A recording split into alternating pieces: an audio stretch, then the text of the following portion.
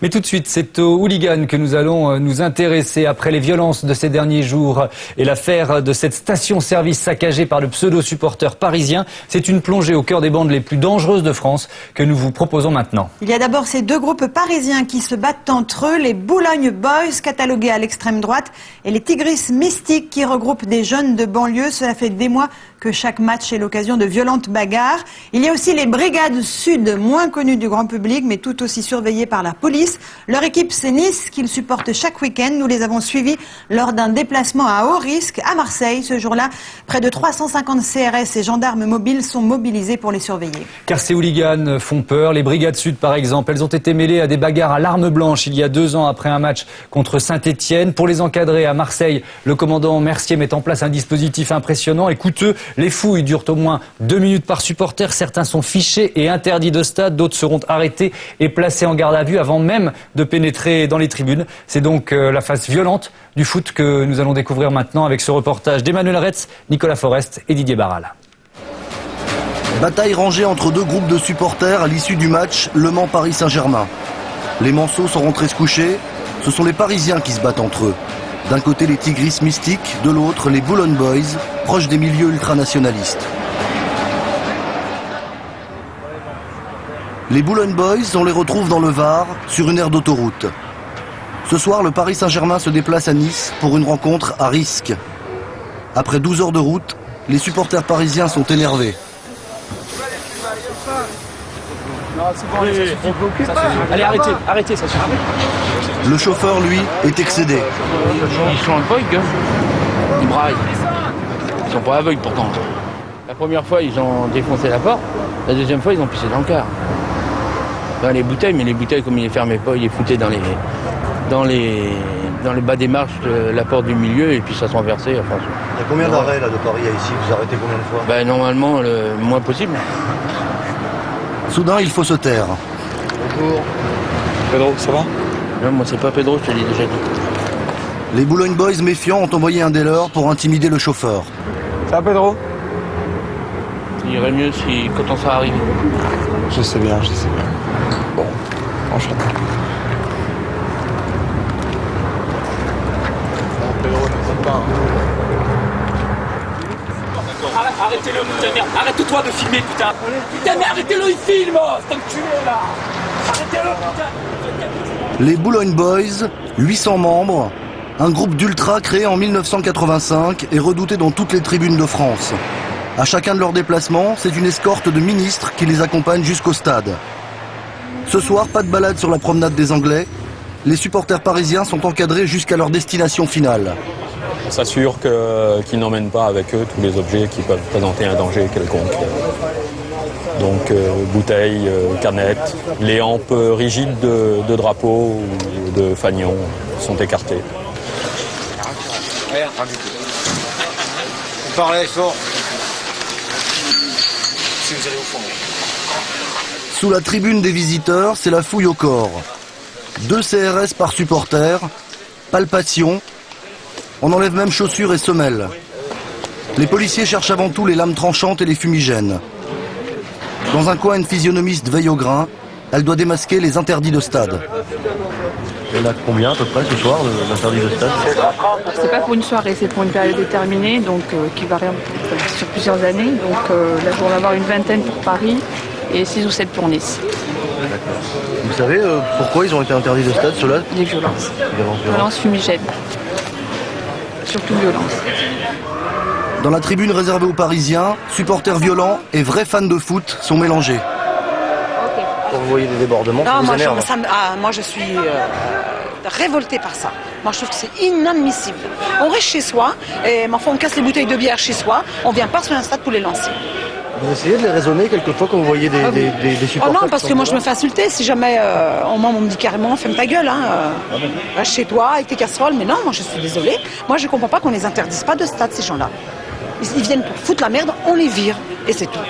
Fichés, répertoriés, chaque Parisien est pris en photo par la police. Côté niçois, c'est plus calme. Traditionnellement, la fouille est moins contraignante pour l'équipe qui reçoit. Mais la police interdit tout ce qui peut servir de projectile. Vous avez la ceinture tout de suite. Vous la mettez là-bas dans la boîte à bois. Enlevez votre ceinture tout de suite. Changez la ceinture ou vous ne rentrez pas. C'est comme ça.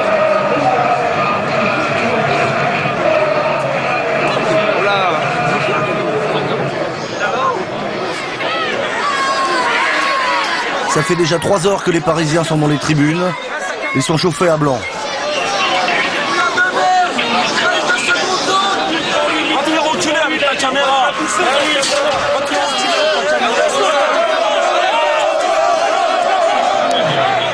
Juste avant le coup d'envoi, les premiers fumigènes atterrissent dans les tribunes niçoises. Malgré la fouille, les Parisiens ont réussi à en faire passer. Dans le PC sécurité, les caméras du stade enregistrent. Alors, leur truc, c'est quoi pour pas se faire reconnaître? Ils se le passent, Cagoule.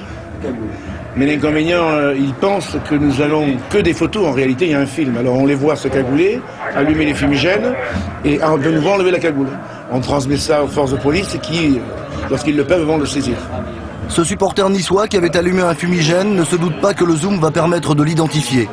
Pour cette infraction, la peine encourue est de 15 000 € d'amende et de 3 ans d'emprisonnement. Voilà l'image qui est remise aux forces de police. Et ça permet de pouvoir aux forces de police le reconnaître sans trop de problèmes. À 2 minutes de la fin du match, c'est l'ouverture du score. L'OGC Nice gagne 1-0. Ça chauffe dans les tribunes parisiennes. Les Niçois, eux, exultent. Après le match, c'est l'heure du bilan. Dans une brasserie, les Niçois ont coincé 15 Parisiens. Ils ont tout cassé. Bilan 100 000 € de dégâts et une vieille dame à l'hôpital. La presse locale accuse les Brigades Sud, un groupe d'ultra niçois. 3 semaines plus tard, nous retournons à Nice. Dans un bar du centre-ville, rendez-vous avec les Rovers, un club de supporters.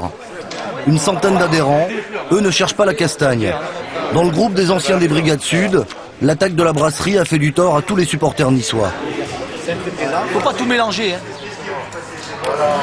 Des bondements, il y en a de partout. À Paris, il y en a. Est-ce que c'est bien des supporters? Voilà, il y en a qui, quand il y a les manifestations des étudiants, il y en a qui cassent et c'est pas des étudiants. Et c'est un peu pareil.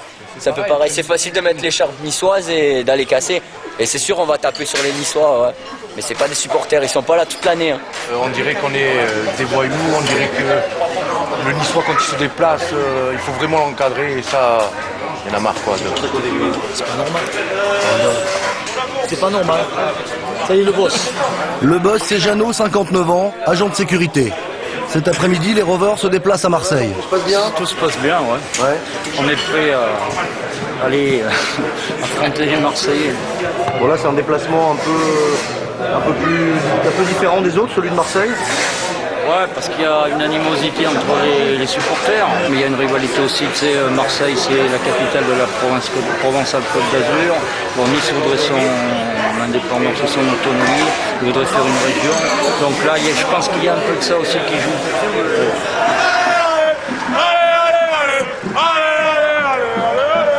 Jeannot a connu toutes les campagnes de l'OGC Nice, mais depuis 5 ans, il s'est rangé du côté des gentils. 2 heures de trajet convivial jusqu'à Marseille. Ah putain. Vous, c'est quoi vos limites, vos règles pour vous tenir de manière un peu plus correcte? Si vous êtes provoqué, par exemple, vous laissez pas faire non plus. Ah oui, voilà. Attends, c'est sûr, tu peux pas. Mais voilà, mais il n'y a pas de règles. C'est pas nous qui allons aller les chercher. Voilà, ça, exact. C'est qui ceux qui vous détestent le plus en France? Il y en a 3 ou 4. Saint-Étienne, c'est sûr. Et Bordeaux. Et Marseille nous aime pas bien non plus.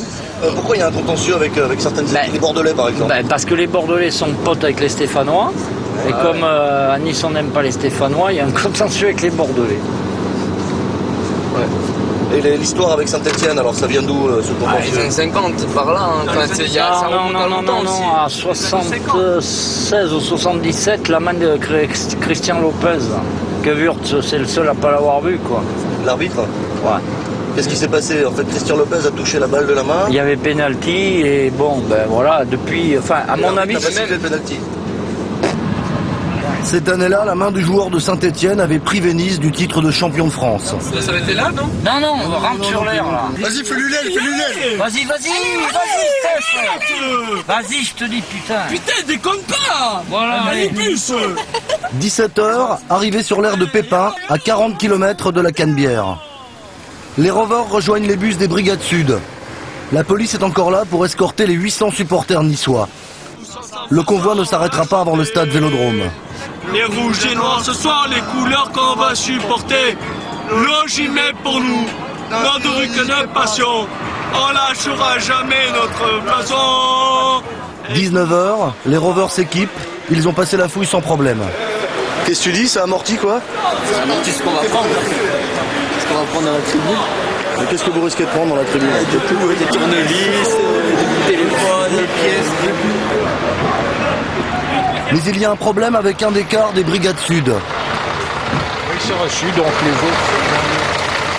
On va faire un contrôle d'un des bus qui a jeté des projectiles sur le parcours. Un policier a vu un supporter jeter une bière et un fumigène sur l'autoroute. Il pense pouvoir reconnaître le fautif. Ils vous ont jeté des fumigènes dessus. Vous les avez identifiés, non? Ils ont changé de vêtements. Mais ça fait rien, on va les faire descendre les uns après les autres. On verra bien. Ouais, bah, de toute façon, c'est les Brigades Sud, hein, donc on sait que c'est les excités, hein, c'est les ultras niçois, donc ils s'excitent les uns les autres. Hein. Donc si on peut en prendre un, ça me fait marrer les autres. Un quart d'heure plus tard, le suspect a été identifié. Bon, bah, voilà. Dis-moi, ça nous aura jeté les bouteilles. Ah non, j'ai pas jeté les bouteilles, je peux vous le jurer. Je vais boire. Sur quoi vous le jurez? Sur ce que vous voulez. Sur quoi tu le jures? Parce que j'étais à côté de toi, tu l'as même pas vu. Mais je vous le jure. Et par en haut, tu l'as jeté. Je vous jure, je peux vous le jurer, je vous jure. Sur ce que vous voulez, je ne l'ai pas jeté. Bien sûr, il est beau, il a encore bu. Non, je ne bois pas. Et comme il est bien grand, il passait bien par la trappe. Tu vois, toi, tu vas pas au stade aujourd'hui. Tu vas pas au match. Allez, derrière. C'est la première fois de ma vie que je vous démarre. Tu l'as reconnu? Allez, c'est bon. Bagnole, procédure. Alors là, il est placé en garde à vue à partir de maintenant, son interpellation, 19h45, et il sera déféré au parquet demain et en comparution immédiate avec une peine complémentaire d'interdiction de stade, à mon avis au moins 1 an. Coup d'envoi dans 1 heure. Pour rejoindre leur place, certains Marseillais doivent passer sous la tribune des Niçois.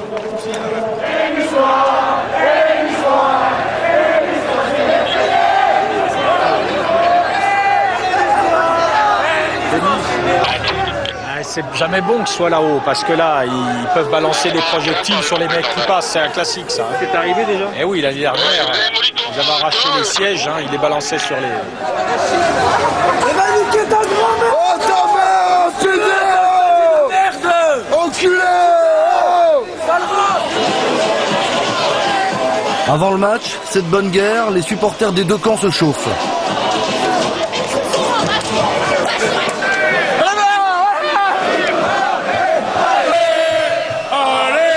Les Rovers ne prennent pas de risques, la place la plus sûre, c'est en haut des tribunes.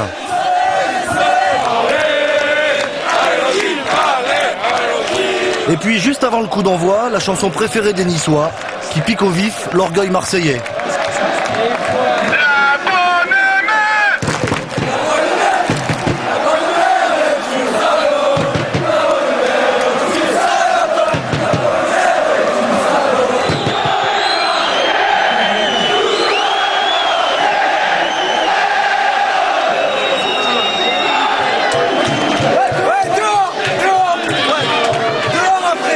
À la mi-temps, les supporters se provoquent en se donnant rendez-vous après le match pour en découdre.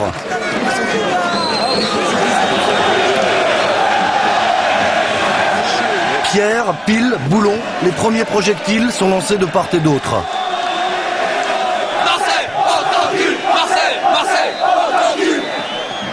Mais la douche froide arrive à la 66e minute.